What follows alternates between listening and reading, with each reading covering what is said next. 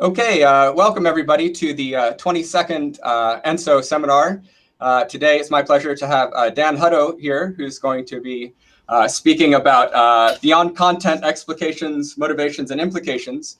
But as usual, what we're going to do is hang out for 5 minutes or so to make sure that everybody has an opportunity to connect. And yeah, in the meantime, I'm going to bring up a slide. Let me share my screen here. And remind those of you that are tuning in of how you can ask questions as part of the discussion after Dan has given his talk. So the best way to do it is to join the live session, which is you can do by sending me an email right now to the email address there on the screen. It's mde@matthewegbert.com. And then I can send you an invitation link that you'll be able to use to join in and be able to participate live, which means ask questions right here to Dan after his talk is over, and to hear his responses live. If you can't tune in right now, or you don't feel like being part of the video conversation, you can go to the ENSO Seminars website, which is also on your screen, hopefully. And you can find Dan's talk there off of the front page and scroll down to the bottom. And at the bottom there's a discussion forum type part of the webpage where you can type in questions. And if I can remember at the end of Dan's talk, I'll look there to see if any questions have been asked and read them out to Dan. Otherwise, if you cannot watch this talk live, but would like to ask some questions, please go ahead and do so there, and I'll draw them to Dan's attention as they're posted there on the website for him to respond to offline afterwards. So it's the usual business as usual here with our ENSO seminars. This is all the standard process, and we have this each month that we have a talk. And while we're waiting for others to join, I thought maybe I could turn it over to Dan here and just ask you if you're up for just mentioning briefly what's going on there at the University of Wollongong and what your research group is like and so on. Certainly, I'd show you the weather outside, but then everyone would be rushing on a plane to get over here and enjoying the kind of Australian backdrop. Things are developing afoot here in Australia. I'm joined actually this morning by a group of PhD students who've been, look at that, they can even get up at this hour.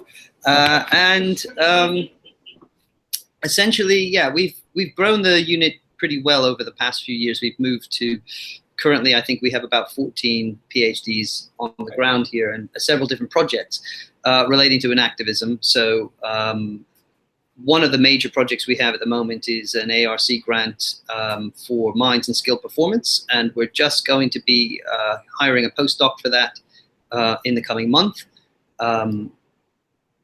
I've been touring around the US, and I gave some power lectures on skill and performance, and also at the event in Memphis last month. So there's quite a lot happening abroad related to the work we're doing, but also actually a lot of people coming into Australia as well. And some new developments in the Australian scene are PhDs, two of them, Miguel Secondo and also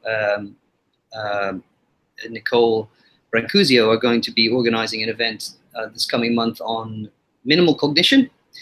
And I believe they're going to have a special issue in adaptive behavior that follows on from that. So that's a thing to watch out for.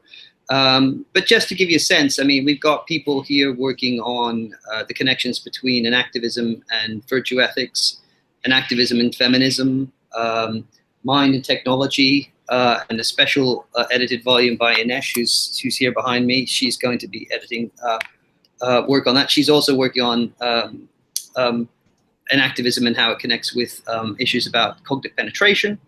We've got stuff on related to the project on minds and skill performance, both looking at the intelligence and the emotions and skill performance, as well as connecting that up with Asian traditions. So that's the fun part of that. So we're actually looking at the work of 16th to 18th century samurai and their vision of what their skills were like and how that connects up with an activist thinking.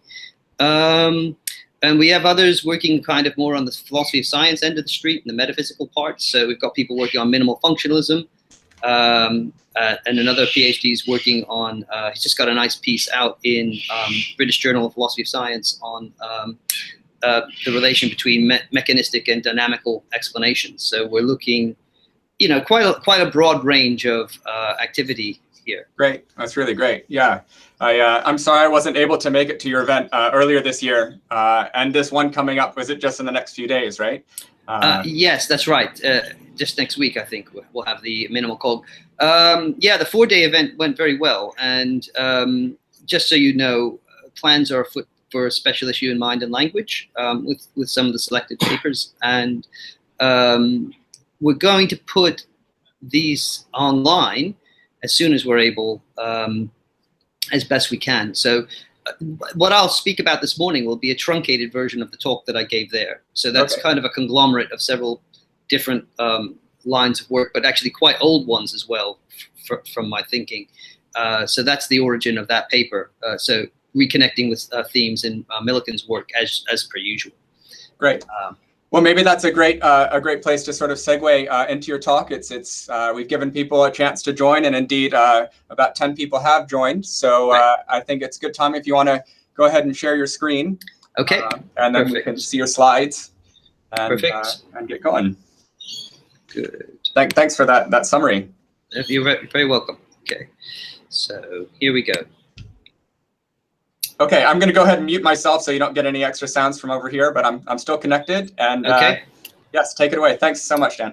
Thank you so much. Okay, well, today I'm going to be trying to explicate in some sense and also largely motivate why we might want to get beyond content in our thinking about basic minds. I'll say something more about that in a moment.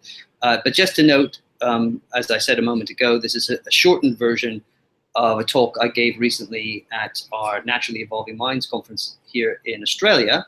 And in order to fit the time frame, I'm going to leave out all the implications of what I have to say. But you can ask me about those perhaps as we get into the questions. But perhaps also just a bit like Wittgenstein, I don't want to spare you having to think. So you could also be working out what those implications might actually be if this view was adopted more widely.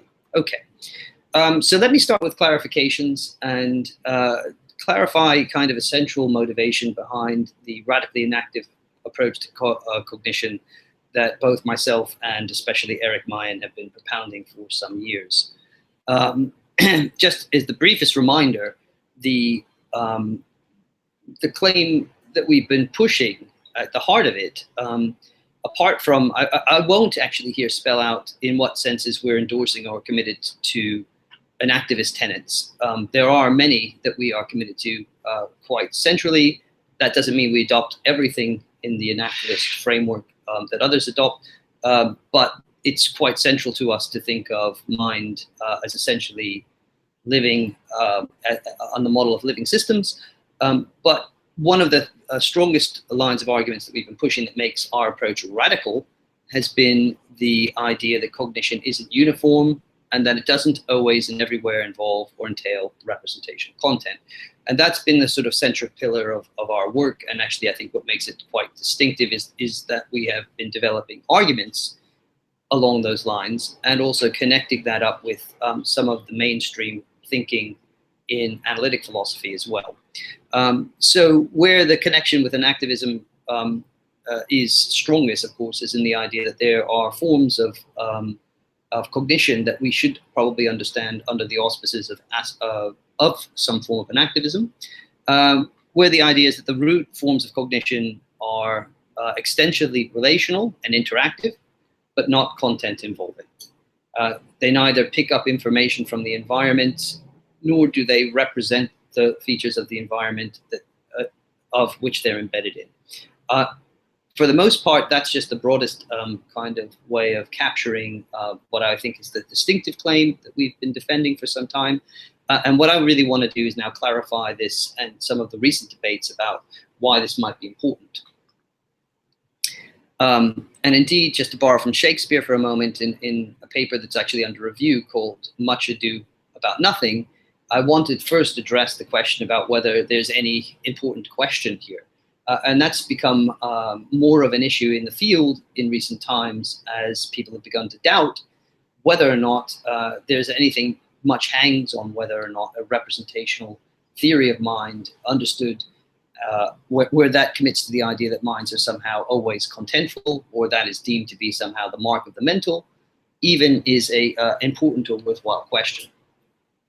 So, you know, if you go back to a few years to when I was doing my PhD, that was the hot button question for a lot of people in a lot of areas. So should the cognitive sciences commit to something like a psychosemantics, aka to a contentful representational theory of mind, or RTM, was the big question for a long while. So if we go back as far as 1979, we have Paul Churchman kind of pushing in his arguments against folk psychology that it's only by purging intentional notions from a mature scientific psychology that we will, as he puts it, properly be at home in the physical universe for the very first time. Over and against that, Jerry Fodor was telling us that the loss of intentional psychology, quote, would be beyond comparison the greatest intellectual catastrophe in the history of our species. So a little bit of hyperbole around the question that made you think that this was a very high stakes, very important question.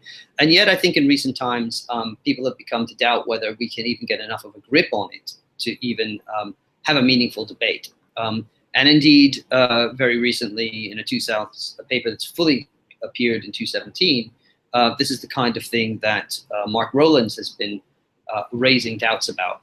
So as he puts, you know, an attempt to answer RTM question has for some become a question of whether the question of psychosemantics is just semantics. Whether indeed, as Mark puts it, we can doubt whether it has any practical or theoretical value whatsoever. As he raises it, or the issue in his analysis, he says, you know, the RTM question only inspires, quote, a series of more or less loosely connected debates, scarred by ambiguities, misunderstandings, equivocations, and proponents talking past opponents. And you can understand the problem is if everyone has a slightly different notion of what a mental representation is, then arguments to or from one or for or against those positions may well miss one another in terms of what people agree about. So unless you've got a firm agreement about what you're talking about before you enter into any debate, you're not going to get very far. Different philosophers and scientists do employ different, more or less stringent criteria for what counts as a mental representation, and that creates the sort of problem that Mark is certainly pointing to. As he puts it, quote, any profile will, in its own way, be controversial. Thinking that any such profile can license the claim that R is a representation, or that it is not, will require that one be willing to reject the theories of representation that others adopt, and in their eyes have good arguments in support for this adoption. And the idea here is that your theoretical stance can't be isolated more or less from your notion of what a mental representation is, and so those debates infect the semantics of what we're talking about to such an extent that it's impossible to kind of have a meaningful debate if we're isolated in this way. So the upshot is, I think what I take away from not this ultra pessimism about the possibility of having a meaningful debate or even the importance of the debate. So just as a starting clarification, what I do think Mark is right is that you cannot ask the RTM question simpliciter, because the sciences of the mind do not operate with a singular proprietary notion of mental representation. That's absolutely true. So you have to actually first ascertain whether your opponents have a notion that is the same, that has some core properties that you are ascribing, that you can argue against them. Otherwise, the debate would be meaningless, and we would wind up in that situation. But why I'm not ultra pessimistic about that is I think it's entirely possible to specify the sense under which you're making the claim and determine whether or not there are opponents that are arguing against this or that notion of mental representation. And then we can assess whether the debate has theoretical or practical value. There's still an open question there. After that's been done, we still may find that for certain questions, nothing much hangs on the question. I don't want to beg that issue, but I think that doesn't make it impossible to enter into the debates and to investigate that extent. So with that in mind, I think a reasonable hard target, which is the one that we've been addressing, is that we would look for a textbook notion of representationalism that's committed to the idea of mental content. This notion, I mean, here's a quote from Travis, which has been used many times in some of the debates, especially those concerning whether perception is essentially contentful. But the idea of a representational content is that it has correctness conditions of a special sort.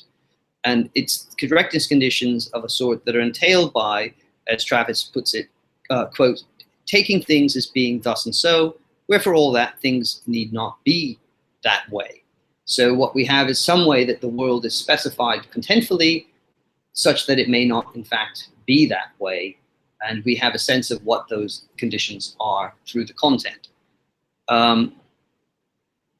Many people who also similarly admit, here's a quote from a scholar, that philosophers in science use the phrase mental representation in many different ways, nonetheless zoom in often on this notion of mental representation when they're advancing their theories. So the type of mental representation, he says, that concerns me involves representational content, such that a mental state has a content that, and again we have the same phraseology, represents the world as being a certain way.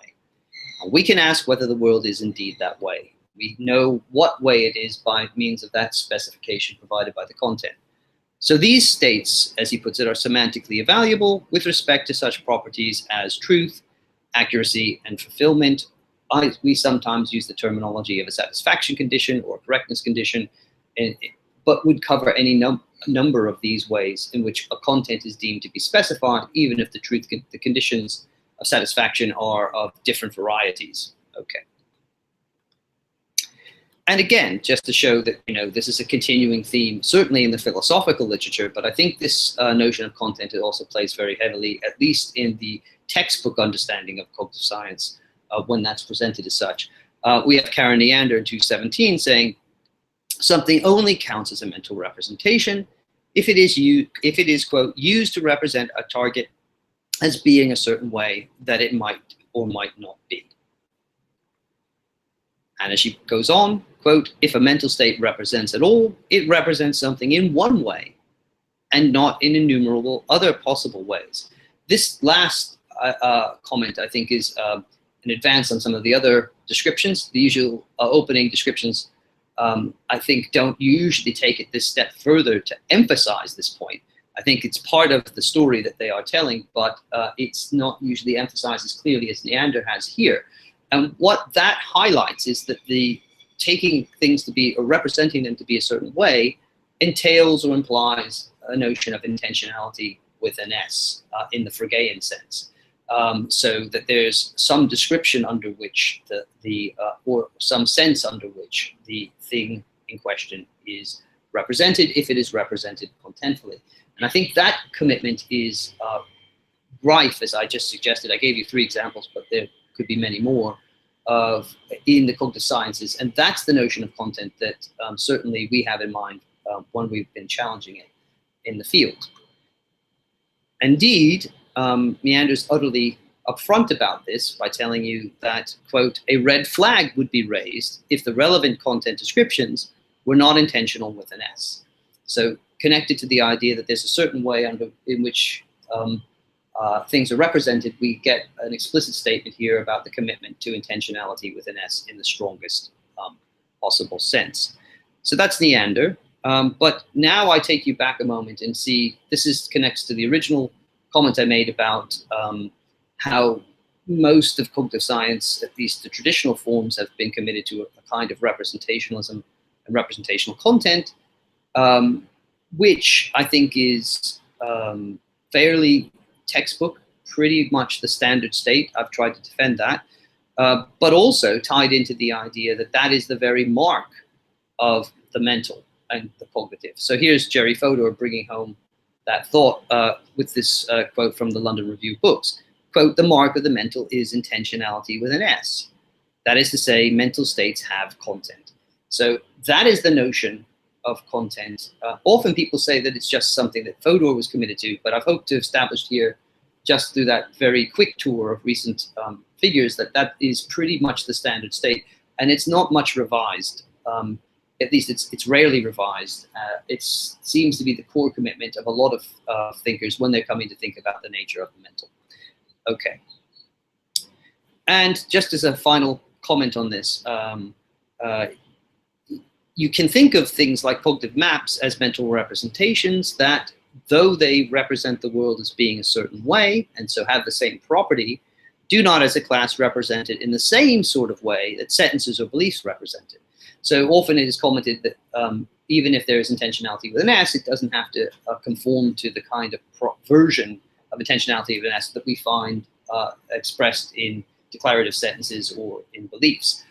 That's certainly fine, but if one still commits to the idea that there is a certain way that the world is represented that's specified contentfully, you are still committed to some version of intentionality with an S. And for this reason, we should allow, but I won't talk about it in what follows, but we can modulate everything I say so that the arguments themselves, I think, apply even to these kind of cases. So accordingly, for many theorists, mental representations, quote, do not have propositional contents. They are not candidates for truth conditional semantics, right? So, and there's a whole range of people who've made that kind of claim mentioned here. Apart from the quote here from Cummins and Roth, which comes from Miguel, one of my students fished that up for me recently. We also have that kind of claim being made by others, by Crane, Gauker, Burge, etc. Okay, so now I want to explain the motivation, a strong motivation for getting away from that notion of mental representational content.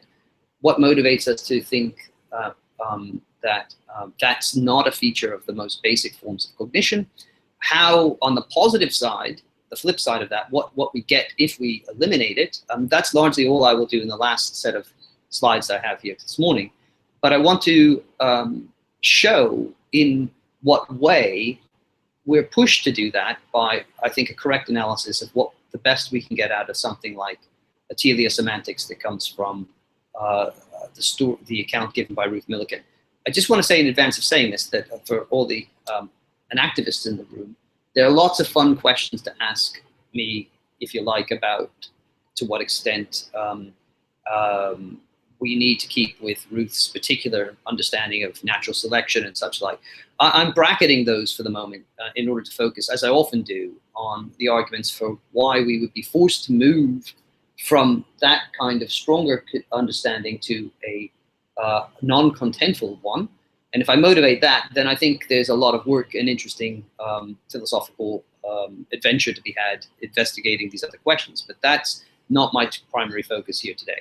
So motivating this. So I'll just gesture at the reasons why we should be excited, or at least people used to be very excited by looking to biology and natural selection as the naturalizer for content. And that was Ruth's idea that I think attracted quite a lot of philosophers for a long time, was that some of us have argued, as she says, that we should ground the needed norms in evolutionary biology. If we want to understand contents in terms, and here the norms were the norms of truth, falsity, or the norms of accuracy or inaccuracy, or whichever one you like, how would we get from the idea that there's a kind of content that has a normative dimension, and how would we understand that naturalistically?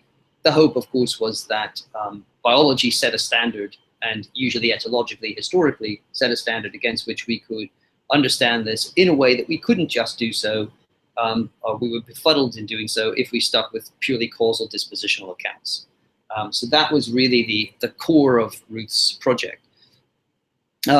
But it ran into this notorious indeterminacy problem, especially that Fodor raised, which meant that we were always short of knowing, it seemed, just by using the biological resources, which of a number or a range of possible contents were in fact the content that the system had, and under which content it was specifying or representing the situation.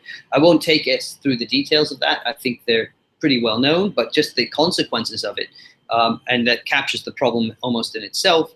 A few quotes. Here's Rose Cow, 212. In the case of the frog's visual motion detector, fly or moving black dot could both be simultaneously acceptable descriptions of the signal's semantic content. For all intents and purposes, when we see what the system is actually doing and how it responds, it seems that neither one of these parses things finely enough to be able to make a determinate contentful description of the sort that would match an intuition of what we think the system would be responding to. And here again is Rosenberg in 214, reviewing some of that and drawing the conclusion. It seems that, quote, no amount of environmental appropriateness of a neural state or its effects is fine-grained enough to give a unique propositional content to the neural state. The unique propositional content I'll pick up in a second is important here, because you might think, you might bite the bullet and have stranger versions of content, if you liked, added into the story, if you were committed to the idea that there had to be some content of some kind.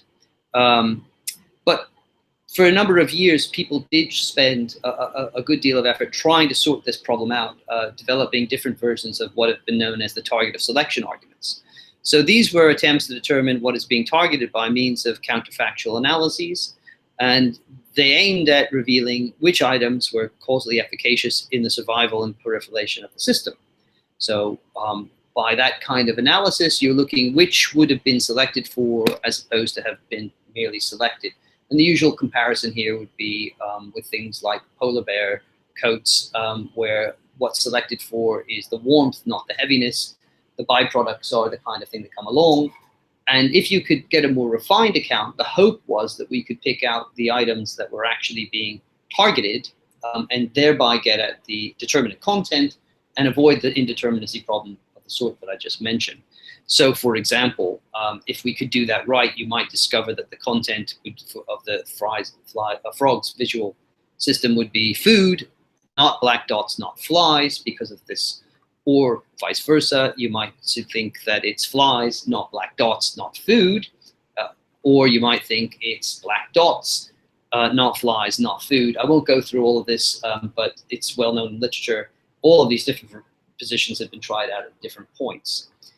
One thing that came out of that was that when we really look at it, the problem isn't solved once we try to take at different levels at which we might look at different selective processes. We find that we're either talking about contributions to gene replication, or the need to help feed the frog, or helping the frog to catch what? Flies, prey, food, black dots in the environment, etc. And if we look down at the neural level, we might discover then the mechanisms are focused much more, as Karen Neander's analysis had brought out initially, by detecting small, dark moving things. So what problem we face here is not obviated by the fact that once we look carefully, usually those analyses jumped levels and focused on different types of contributions to the same process. And so that becomes a problem. A nice analysis, and very famous one by Good and Griffiths in 1995, concluded that these levels were actually all complementing and not competing, and that's sort of they're sort of in an ordered hierarchy. Accordingly, they reached an interesting conclusion. If we want to really ascribe a content to the frog's state of mind, if conditionally we did, it would be an inclusive list of all of the following, and they give this list, quote, small, dark, moving, nutritious, fitness-enhancing fly, for the reasons that we really shouldn't think of these levels as giving us different answers to that selection process. Okay. That puts us up to a choice point. One could take that composite list, if you were to insistent on trying to stick intentional contents into the story, and try to capture the intentional content with an S of the state of the frog's perceptual system, and perhaps give up on the idea that the contents should look anything like the kind of contents that we would have inexpressible in English if we were witnessing that same scene. That's a possible move. You could try to defend it.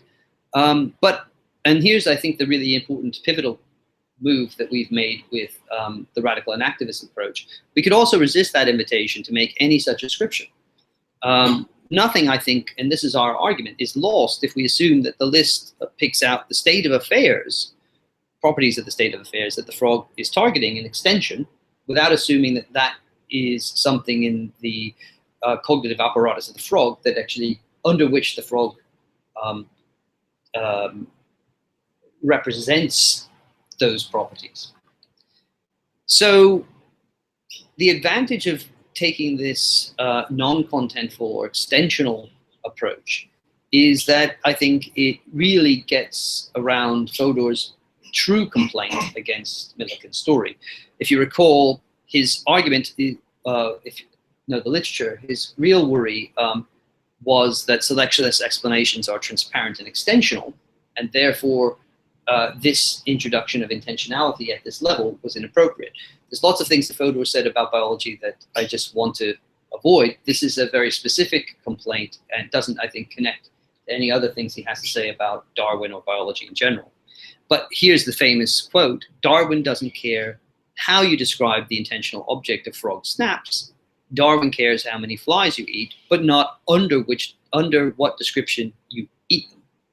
So really, the point would be, if that argument holds good, and I think there's force behind it, we should avoid making the intentional descriptions altogether, and that's a problem for, well, there's a problem for a biologically based account of, or a teleosemantic or biosemantic account of content as such, if he's right. And after all, he says, what the paper was really about wasn't the tension between Darwinism and the theories that are intentional with a T, but the tension between Darwinism and theories that are intentional with an S. So I think, and we'll come back to the very finish, I think one can preserve the idea that there's something like a involvement relation or special kind of connectedness, or even under some terms you might say directedness, although that needs careful unpacking. But nonetheless, that doesn't necessarily involve, and in these cases I think doesn't involve at all, having an intentional with an S content. Okay. So let me finish up with Ruth Millikan's own special favorite example for a moment, and then we'll bring this home. Why think of that as intentionality with a T, she asks. And interestingly, she's still, in answering this question, she's focusing here on the dances of bees. It's her favorite example. And she often says, if you could put a bee dance in the head of a system, you would have a mental representation, will have all these properties. Partly because she thinks the bee dances display the characteristic trait of the intentional, as she puts it in her quote, namely, they can be wrong or false. She says, bee dances have truth conditions. So I want to challenge, in the last part, I just want to raise some doubts about whether we need to go and agree with that thought as well. Even if we think that these items have intentional directedness to certain states of affairs in the world, whether we want to take the further step of still carrying on to think that they have this property of being wrong or false, strictly speaking, and whether or not we should continue to talk about bee dances as having truth conditions as such. I won't be the first to raise worries about this. In particular, that seems to be coming from a demand to connect those sorts of what Millikan calls intentional icons with other forms of linguistic items that also have full-blown semantic properties. However, if you're only looking in the cognitive sciences to explain the antics of bees under these conditions, doubts have been raised whether you need to introduce anything like a truth conditional analysis. We'll get into more micro discussions in a short while, I'm sure, about whether you still need to have accuracy conditions of some kind. But the idea, essentially, a complaint raised by Bruscola was explanatory power, he says, resides solely in the functioning isomorphism between mind and world. And goes on to say, there's no obvious reason why a functioning isomorphism must have truth conditional content. And then goes back and says, the burden of proof lies with those who claim that a functioning isomorphism suffices for truth conditions. Something like this idea I've been kicking around since forever. And so I have the same sentiment as Bruscola here about what does the explanatory labor in these kind of cases. So, I mean, look, here's a point. Let us all agree, I think everyone in the field does, let us all agree that the best explanation of flexible navigation of honeybees depends on their capacity to exploit systematic structure-preserving correspondences which hold between their dances and targeted features of the environment. Not, I think, much in dispute, at least not within the people who are having this discussion. The point that I want to make is, and this I think is what Bruscola is getting at, it seems possible to coherently doubt that mental representations possessing truth-conditional content play any part in those explanations. What I think is often thought, and I want to stress this, is that somehow or another, those just are the truth conditions. Therefore, the explanations are go through because they automatically, anything that has the above feature must already have or entail truth conditions. And that's why the claim, of course, that Ruscola made was about sufficiency, right? Whether those suffice for truth conditions. Presumably, and I want to stress this, defenders of RTM do not wish to rule out the possibility of a deflationary contentless explanation on a priori conceptual grounds. The idea here would be to say, well, the debate is meaningless simply because truth conditions are simply entailed by having those kind of correspondences. But actually, I think that's where that discussion winds up in the literature at the moment. So let me try to motivate a little bit of getting away from that thought. Let us assume that B dances have the proper function of guiding bees to targets and that they can discharge that office successfully, and they can also lead bees astray. That's not in dispute. Does it follow that such coordinated activity involves the creation and consumption of icons that have truth conditional content? Because that's the money question here. And that's what the deflationary accounts, such as the radical inactivist account, is seeking to deny. Moreover, and here's the interesting thing, especially for Ruth Milliken's account, given that she herself disagrees with Fodor and Neander that her intentional items have intentional with an S content, and that we confirmed when she visited here recently, you might ask, what could it mean to say that a B dance is true or false if B dances lack intentionality with an S? That's to say, if they do not represent things as being a certain way, where that's understood as under some kind of intentional sense or description, and therefore, they don't represent things, I presume, as being thus and so.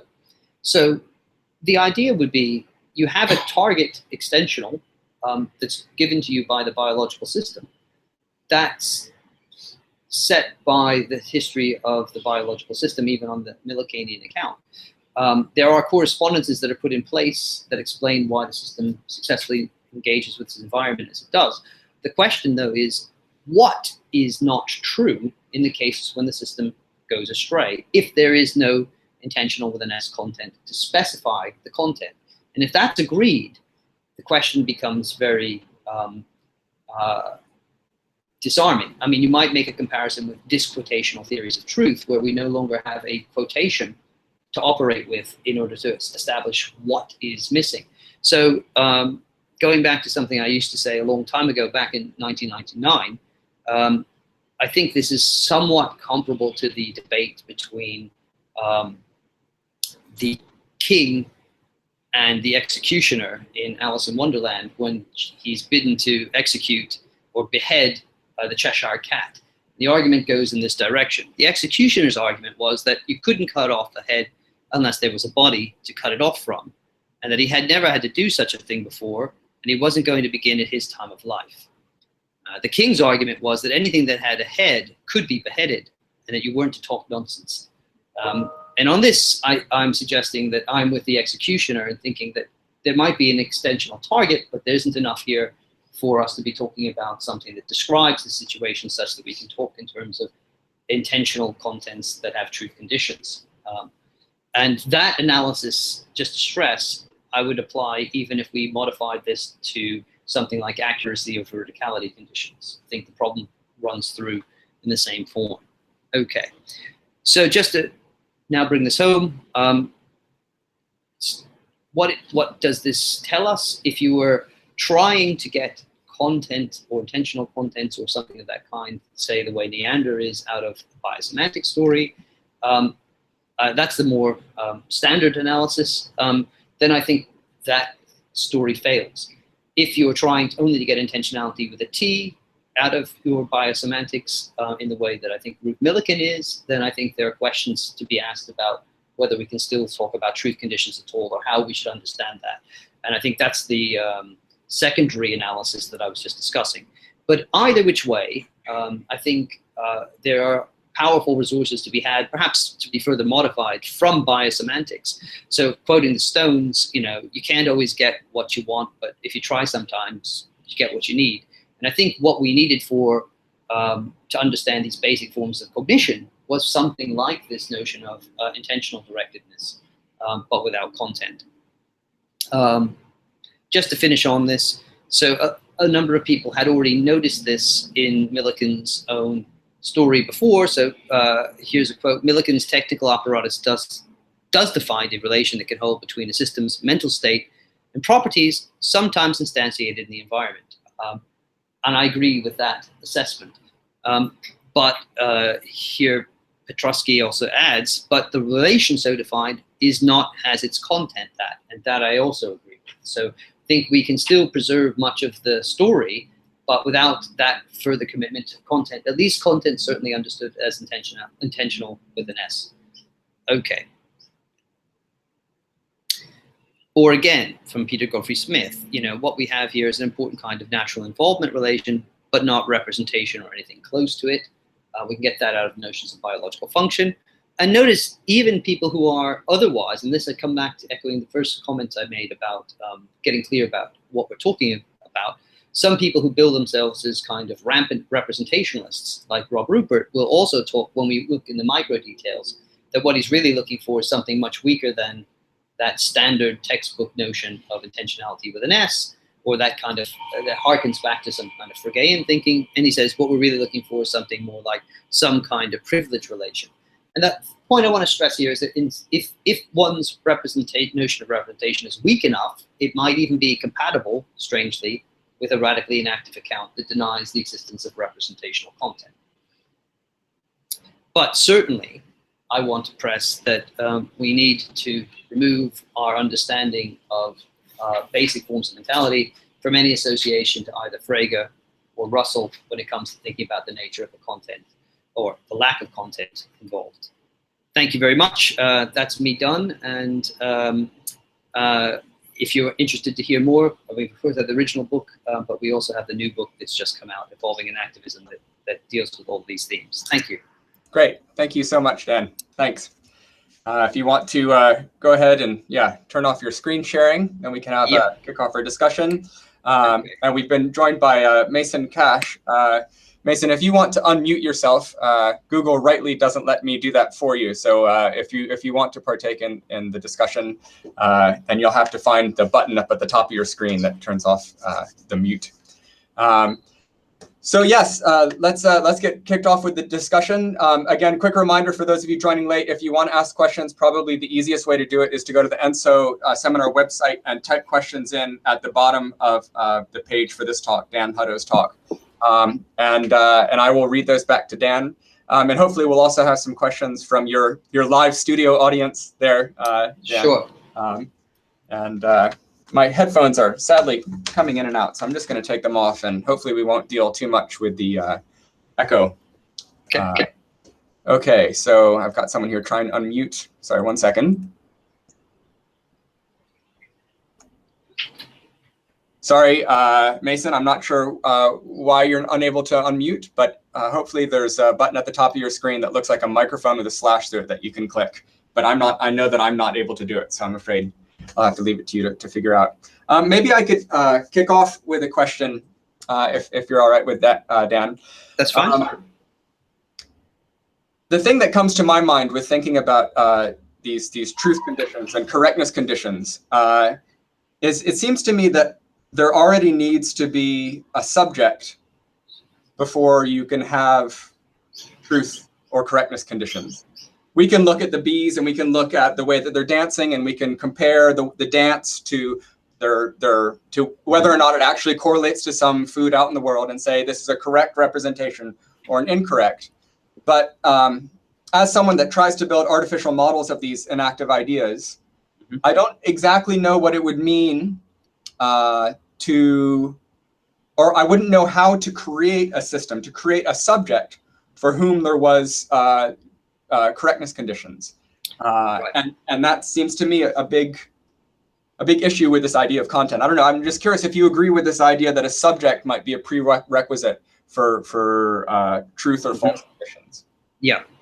Well, I think that certainly the notions of representations, I wouldn't want to run an argument, and the argument that I presented didn't depend on the idea of a subject grasping an intention. Although, look, if we were to pursue this further into how I think, where and when we do find attribution of those notions to individuals, then it's going to be usual people who have, in our stories, people embedded in a certain kind of truth-telling practice who are able to engage with others and imagine other possible the possibilities of what it would be for what they're saying to be incorrect, and therefore are advancing claims in that kind of mode. So in that sense, yes, I think that there's much more that needs to be in place. That would be on the positive side. That would require a full system that masters very particular practice. That would be the positive story.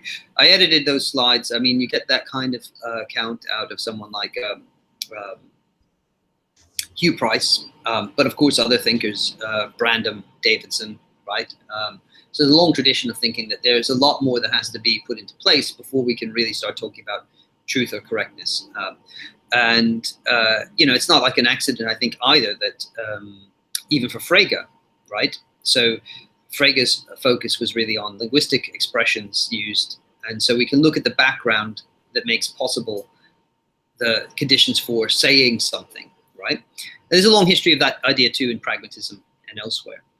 So I think that, no, I mean, I would agree. However, what I tried to do here, if you notice, was the argument didn't start by presuming, because that would be the naughty move that Mark was talking about. I didn't want to presume all of my theoretical tendencies. Rather wanted to say, if you look at it in the best case scenario and give the position as much as it likes, we're trying to think of these as subpersonal items, you know, icons, if you will, in the case of Millikan. So you have these articulate dances, and the other intuition run the other way is, why isn't it the case that that's picking out these features and systematically why isn't that sufficient for truth? So I think that what I was trying to also bring out a little in the talk was there are some deeper metaphysical arguments and intuitions, even in this naturalistic camp, that have to be looked at. So there's a tendency to talk as if this was all easily set, you know, something we could just settle without having to dig into those kind of tendencies. But I think that the debate between Rescola and Millikan in particular raises exactly the question of, you know, what do you think is sufficient for something to count, right? So right there, it's coming through, and I think that's where the philosophical rubber is hitting the kind of cognitive science road, because you're thinking, well, what do I, as you just said, what do I need to build in the system?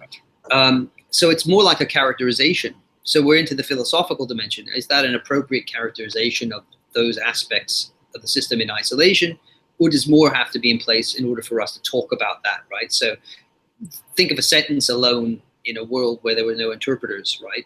Mm-hmm. So that's the kind of thought experiment here. But yeah, most people, I think, would in the field would usually, without getting into those philosophical niceties, not think that they've ever had to think much about truth conditions when they're building the system. They just have to get it to coordinate and correlate with aspects of the environment. That doesn't settle the issue, as we know, unfortunately, but that's just to say that that's why the question is also really worth asking. Mm-hmm. Mm-hmm. Okay, cool. Thank you. Mason has sadly not been able to unmute, but I have a question here. Okay. Let's see. I'm mostly in agreement. I'm mostly interested in the consequences of adopting this radical and active view. Is this a definitional matter? Tomato, tomato.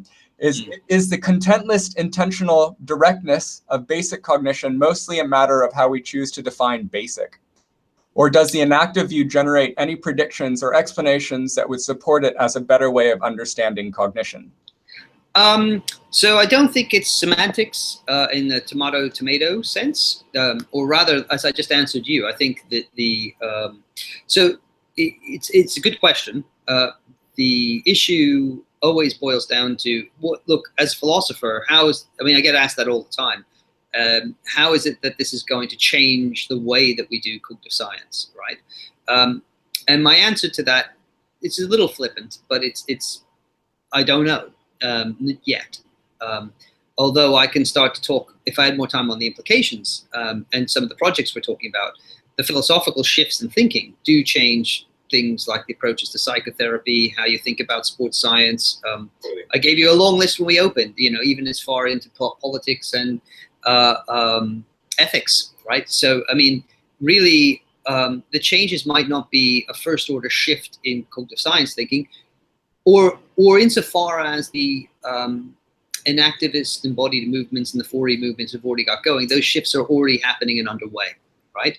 So I don't think of it as like adding directives to how, it's not a advanced version of Rodney Brooks telling you, but although the Rodney Brooks movement pushes you to think in a certain way and is in tune with what's going on, I don't think that the enactivist story has a kind of, I don't even think that's my job as a philosopher. So why does it really matter? So then the thought is, well, if you're only focused on that, that question, you'll think it's just semantical, right? So it doesn't really much matter. If you really think this through, which I will have written in a couple of recent papers, if you really think this through, that seems rather odd. I mean, the original cognitive revolution stole the ball from behaviorism, we're told, because it introduced these notions that were supposed to be super central. Nowadays, people are vacillating on their commitments about whether a nice example of this is the very nice work where you have these non-representational accounts of computational theory. And the question there is whether you can preserve a notion of computational mind, theories of mind, without representational theory of mind. So you could just edit out the stuff that I was talking about and think, well, no, that's not where the action ever really was. That's interesting. Just let's look theoretically for that for a moment. That's an interesting claim, because then you're saying something like the cognitive revolution really wasn't about content at all or representation, despite billing. I'm sure there'll be a lot of people screaming right now when I say that, but that's fine. But I want to emphasize why it matters. People get excited theoretically about, like, if I make a claim like that. So first of all, it matters because a lot of people would think I'm dead wrong, right? That in fact, here's the 217 Neander book telling us that we absolutely have to have intentionality with an S if we're going to understand a whole range of phenomena. Interestingly, that list included things like the conscious aspects of perceptual experience, right? So it was going to help us with that. And the action guiding behaviors, right? So those claims are the standard ones that you might say. I had a long list. So that was the implications section that I threw out. And I think then you want to say, well, do they do an actual better job? Now, if I win all of that, let's supposing everything's great and I get to the point where you've shown demonstrably that there's nothing really being added, and then it comes down to some philosophical, clarification of a notion. What follows from that for the workaday cognitive science? Well, sure. Well, here's a couple of things. Let's just take one. I think people are already moving this way, but in sports science, we are trying to get away from, or at least figure out how, what lies behind intelligence responding in quick-witted and fast-acting sports. And, the idea that you're crunching symbols and using propositions, there's a paper just came out in the European Journal of Philosophy 217, again, arguing in favor of the need to get away from this propositionally based vision of action. I agree with it. Okay, so this is grist to that mill. So these are the theoretical debates that go on. What happens practically is that directs people away from a certain style of thinking. Exactly. In the same way that would have happened with behaviorism, right? When it arrived. So, and the fact that it was overturned or challenged just shows that, that changed methodologically how people would do what they do, how they frame their questions, what they look at. So I have no doubt that it never troubles me when people say, well, is this just a philosophical issue? Well, I think philosophy, I am trying to get myself up to writing a book on why philosophy psychology matters in general. But the most opening point of that would be, sure, it matters. if it turns out that how you think about any topic matters to what you're going to do, which we know, that's going to make quite a big difference. Yeah.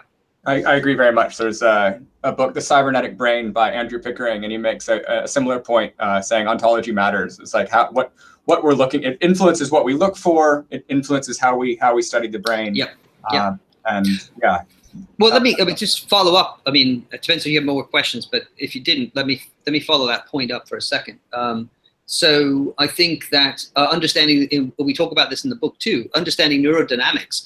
So I'm pressing harder how the metaphor, in some new papers, I want to press this further too, how the metaphor of information pickup and the whole language of informational content gets challenged by this approach. So what you want to do is rethink the hegemony even of the computational theories of mind. And that's something we've begun to challenge as well.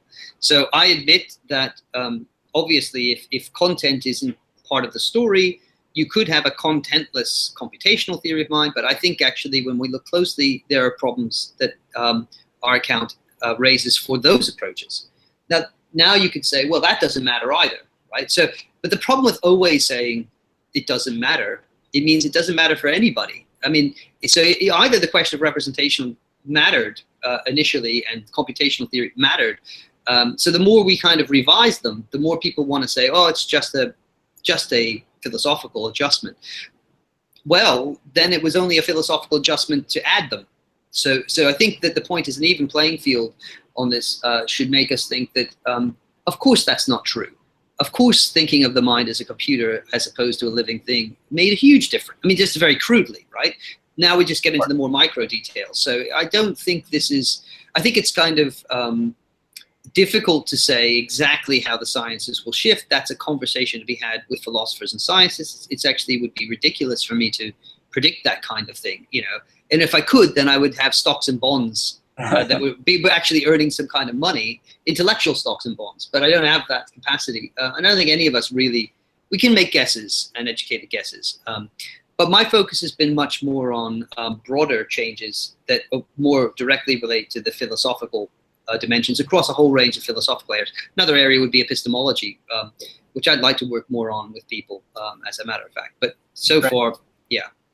So a couple more questions have come through. So in the interest of bringing them up, so Andrew Martin asks, how far do contentless basic minds get you? All the way up to human language? Yeah. I like to think so, and that's one of the things we've tried to defend. At least we tried to defend, like run as hard as we can with that ball and see if we can get there. So we tried very hard in the new book, and I'm happiest about this, to use an account of imagination, which we take to be contentless and inactive, right? There are different forms of imagination, some of which are contentful. We don't deny that. But I think the binary cut, so I have had discussions at the recent conferences in Bochum where people want to have some intermediate thing. So I do think that you can have, and let me be clear, and this was again one of the things I had in the slides that I didn't give, but I'll connect this work up to some work by Thomas Riley, which I really recommend, on how you can understand the phenomenological aspects without content. He has a very nice job of that, and it's very much in tune with the story that Eric and I want to tell about contentless experience. If you can do that, I think you can get everything you need for explaining forms of imagination that have a rich phenomenal character.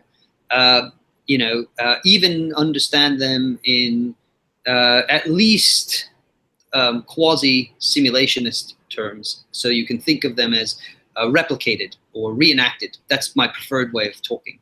So I think that was what was right in the simulationist visions. But I think those then could be reenacted even in the absence of the things that they're engaged with, where you have a rich phenomenology and some neural pathways are reenacted. I think there's good empirical evidence for that, and also good reason to think that that does the job. That's going to take you a long way, plus add to that the interactive profile, the history of interactions with systems. And I think you can get a long, long way before you introduce anything like with the specificity of kinds of contents in language that you find that have something like intentional with an S content. So we do the same story if you can think of memory as in terms of reimaginative, reconstructive activity. again, I think we can go for these kind of episodic, recreative episodes long before you get into anything like autobiographical memory that does involve content and narrative and language and stuff like that. So, I mean, we've developed those accounts at least to a first pass in the new book. And that's been part of the exciting taking on the challenge, because when we first presented this stuff, the same question came up, but people thought we would never even get beyond basic insects. Here we're now talking really in the core. I mean, people have moved on since, and perception, human perception, is often thought to be not that hard to give an account of. For some, anyway, will accept that it's not that difficult, or at least the field has moved that that's much more of a live issue. But imagination and memory were always thought to be beyond the grip, and I think we've been really pushing hard to show that that's not the case. So the further we that's not a finished answer, because that's an ongoing debate. But I think we're trying to push the idea that where we definitely get content is where we have language. I think there are resources, if we're clever in how we think about them, to think how a contentless forms of imagination, memory, and other forms of cognition can actually occur totally in the absence of anything like intentional content. In a related vein, have you had a chance to take a look yet at the recent book by Ezekiel de Paulo and Xavier Barandiaran and Thomas Berman, Sensory Motor Life? I haven't had a chance to look at it because my life is that busy, but I have seen their presentation, or at least Ezekiel's presentation in Memphis. It looks good to me. I have to say I really agreed with what Ezekiel was saying there. I didn't see anything that confounded our story or was incompatible with it. I mean, I'd have to look inside the details. But no, I mean, I think that's the point. Whilst the arguments I've given here are largely built off an engagement with certain themes in analytic philosophy of mind, I think they're fully friendly to and can be adapted entirely to these other. I mean, there might be devils in the details where there are things that are blocked out, but we can form that alliance with thinkers in the enactivist tradition who are making these claims. The question is, in some cases, whether they want that alliance, but that's coming from my point of view, whether people like it or not. So I want to try to build those connections.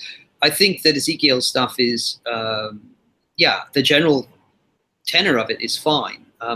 There is a debate then about whether, at the other end of the spectrum, as you probably know, and there's a group of people who think you don't need content at all, right, in the story, and that's not the position that I've been advancing. So that's actually another distinctive feature of the account. I think that content does come into play, and it comes into play later with linguistic structures, at least. So that's in it. So who are some of the people that are making that stronger claim? Well, that claim has been made, I guess, a bit by Van der Heyck and the name escapes me actually at the moment. I'll come back to it, but okay. There's a paper on language again that says suggests that, well, if we really understand language, we won't understand it as having contents of this sort. So there are plenty of people who've down the years have thought, well, look, this is sort of a strange development, especially for somebody who has a history of dabbling in Wittgenstein, right? I don't think that's right. I think Wittgenstein was committed to a notion of content of this kind. He just didn't think it was the basis of all language, nor do I. And I think also it's not to say that these uses of language, right, never occur. So there are multiple ways that we use language. Not all of them would be contentful. So that wasn't the claim that I made. I just said that, if we find them, we're going to find them in language.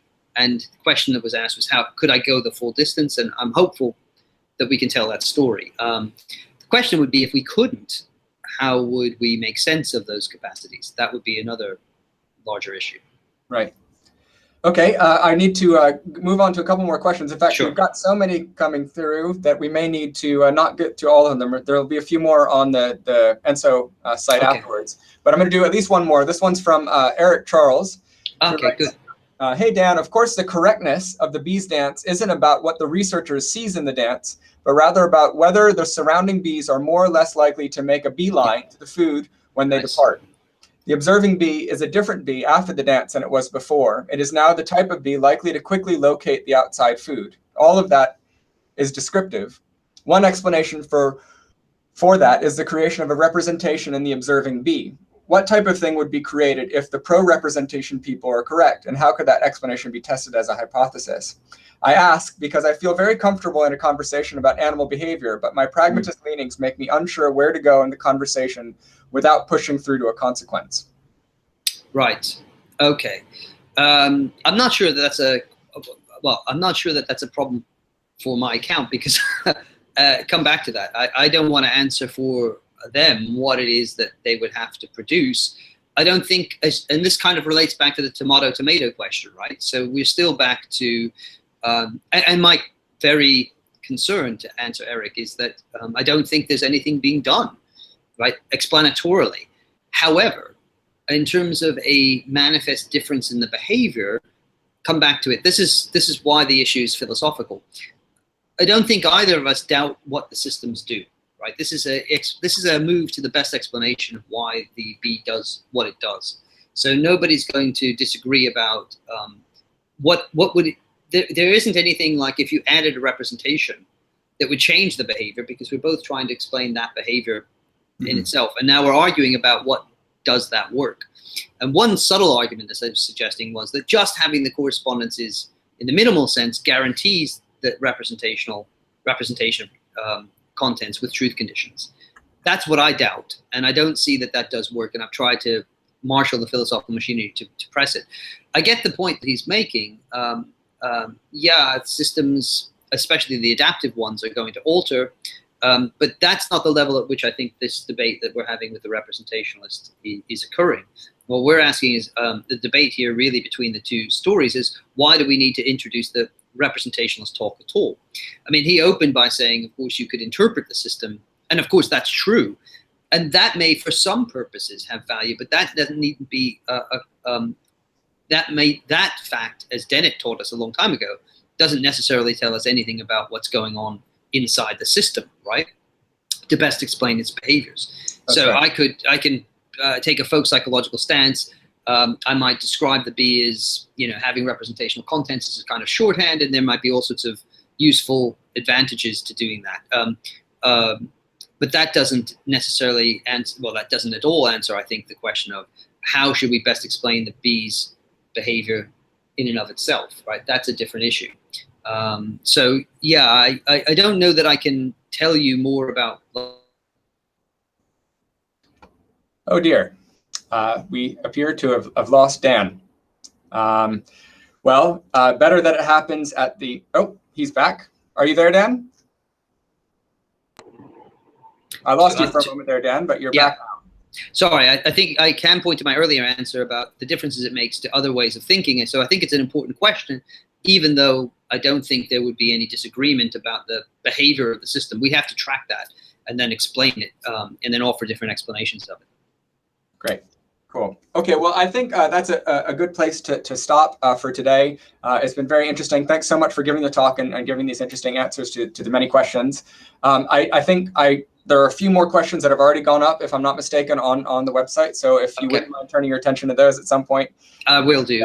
It may not be right away because there's a lot coming down the track. I'm still 2 months behind answering on the Brains blog because of a lot of travel, but I will hold the questions and I will read them and think about them, and I will, as soon as the first opportunity presents itself, I will answer those and the other ones. So thanks to everyone who tuned in and sent questions and listened in. Thanks especially to you, Matthew, for organizing what I think is just a fantastic series. Really, I think it's a model of how to do this kind of work and keep people connected from all parts of the world. So thank you very much. Yeah, thank you, Dan. And yes, it's really fun to be able to connect with people such as yourselves and have these kind of conversations. So I hope to have you back again later in the year with any luck. We had discussions about perhaps you and Eric Mayan and Evan Thompson coming together for a bit more of a discussion session. And I love it. Look forward to it. Great. Good stuff. Okay. Well, bye for now. I'll see you next time. Thank you. Goodbye.